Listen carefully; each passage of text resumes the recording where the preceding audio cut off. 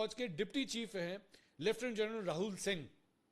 اس نے federation of Indian chamber of commerce and industries کی ایک تقریب میں دلی میں خطاب کیا اور اس کے اندر اس نے کہا کہ ہمارا بارڈر جو ہے پاکستان کے ساتھ ایک تھا لیکن 3 دشمنوں سے ہماری لڑائی ہو رہی تھی. اس نے کہا کہ حالیہ جنگ میں بھارت پاکستان اور چین دونوں کے ساتھ لڑ رہا تھا. پچھلے 5 سال میں پاکستانی فوج نے 81% جنگی ہارڈ ویئر جو ہے وہ چین سے اس نے حاصل کیا ہے. چین نے پاکستان کو اپنے ہتھیاروں کی ٹیسٹنگ کے لیے اس نے کہا جی استعمال کیا ہے.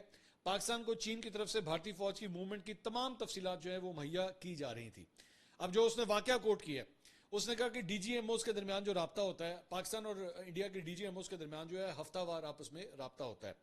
تو اس نے کہا کہ اس جنگ کے دوران ڈی جی ایم اوز کی جو میٹنگ کے دوران جو ہے وہ Pakistani D G M O کو کوٹ کرتے ہوئے اس نے کہا کہ جی انہوں نے ہمیں کہا کہ آپ کا فلاں ویکٹر جو ہے نا فلاں ایریا جو ہے فلاں جگہ سے آپ لوگ حملہ کرنے لگے ہیں یہ حرکت مت کرنا.